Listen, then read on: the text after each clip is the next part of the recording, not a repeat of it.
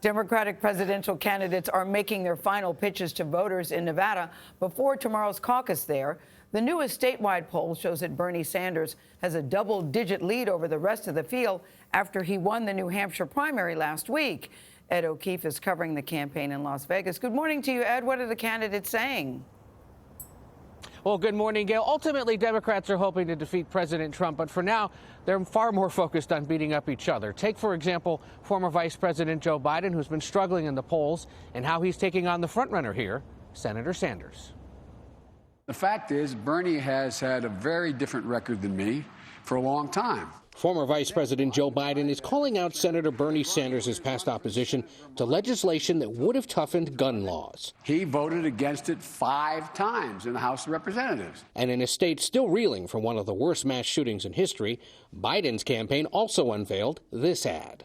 I don't know that you hold a gun manufacturer responsible for what obviously a deranged person does. Sanders has since reversed that position, and on Thursday was endorsed by the co-founders of the gun control group March for Our Lives. I'm proudly endorsing Bernie Sanders for president because he understands the actions that must be taken to curb this issue. Also new today, another anti-Sanders ad from a moderate Democratic group raising concerns about the health of the 78-year-old senator. Oh, and he recently just had a heart attack.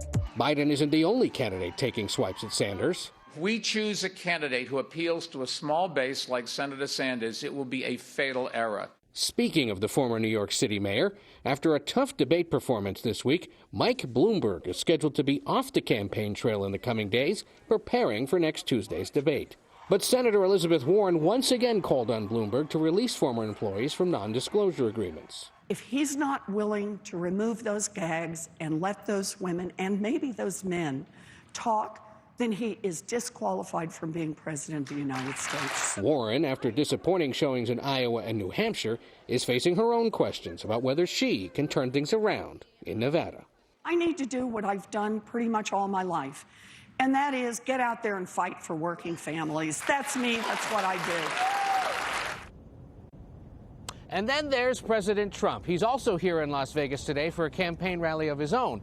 But Mayor Bloomberg is spending some money here in the city, planning to put up billboards like this one across the city, especially near the convention center where that rally will be held. Perhaps a preview of the kind of ways the former mayor plans to spend his billions against the president through the election in November. Tony? Ed, did that say Donald Trump eats burnt steak? I don't know if I understand. Because he likes his steak overcooked. Okay. The mayor is going to be putting up insults like that on the billboards across the city here. I think it's the kind of thing we'll be seeing a lot more of through November. We'll see if that's disqualifying for voters. I don't know what that means. I don't know. It's literally just what it says. It's burnt steak, okay. Yeah, all right.